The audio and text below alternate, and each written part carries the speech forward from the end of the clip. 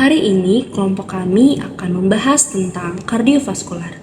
Sistem kardiovaskular merupakan sistem organ yang berfungsi mengedarkan darah ke seluruh tubuh untuk mengangkut oksigen, zat, nutrisi, hormon, serta membawa sisa metabolisme untuk dikeluarkan. Sistem ini terdiri atas jantung, darah, dan pembuluh darah yang bekerja secara koordinasi untuk mempertahankan keseimbangan internal tubuh. Selain berperan dalam transportasi, sistem kardiovaskular juga berfungsi dalam pengaturan suhu tubuh dan perlindungan melalui mekanisme pembekuan darah. Pada presentasi ini akan dibahas secara lengkap sistem kardiovaskular manusia serta beberapa gangguan yang dapat terjadi. Jantung merupakan organ berotot yang berfungsi sebagai pompa utama dalam sistem kardiovaskular dan terletak di rongga dada antara kedua paru-paru. Jantung terdiri atas 4 ruang, yaitu atrium kanan, atrium kiri, ventrikel kanan, dan ventrikel kiri. Aliran darah diatur oleh katup jantung, yaitu katup trikuspid, bikuspid atau mitral, serta katup semilunaris, pulmonalis, dan aorta.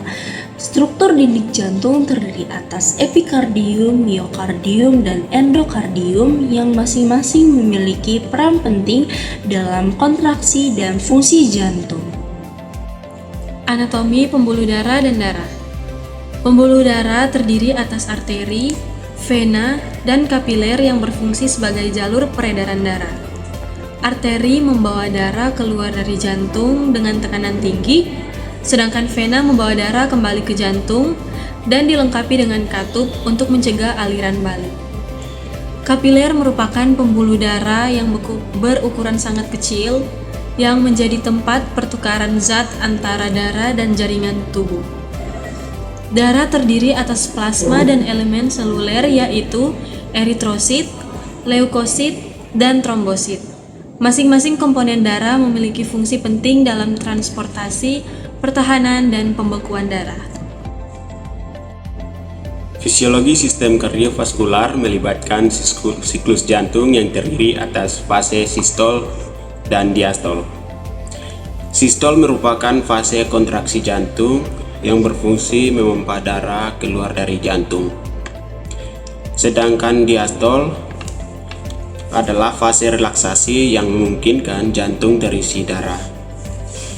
Irama dan kekuatan denyut jantung diatur oleh sistem konduksi jantung yang meliputi nodus sinoatrial, nodus anterioventrikular, bekas His, dan cerabut Purkinje. Aktivitas jantung juga dipengaruhi oleh sistem saraf otonom dan hormon. Selanjutnya kita akan membahas mengenai fisiologi sirkulasi darah dan tekanan darah. Sirkulasi darah terbagi menjadi sirkulasi sistemik dan sirkulasi pulmoner. Sirkulasi sistemik mengalirkan darah kaya oksigen ke seluruh tubuh, sedangkan sirkulasi pulmoner berfungsi mengalirkan darah ke paru-paru untuk pertukaran gas. Tekanan darah dipengaruhi oleh curah jantung, volume darah, dan resistensi pembuluh darah. Mekanisme pengaturan tekanan darah melibatkan baroreseptor, sistem saraf otonom, serta sistem renin-angiotensin-aldosteron untuk menjaga kestabilan tekanan darah. Oke, selanjutnya gangguan sistem kardiovaskular. Ada beberapa gangguan sistem kardiovaskular antara lain seperti hipertensi, aterosklerosis, penyakit jantung koroner, dan gagal jantung. Hipertensi merupakan peningkatan tekanan darah yang dapat menyebabkan komplikasi serius, sedangkan aterosklerosis terjadi akibat penumpukan plak pada dinding arteri. Penyakit jantung koroner disebabkan oleh penyempitan pembuluh darah koroner yang mengganggu suplai darah ke jantung.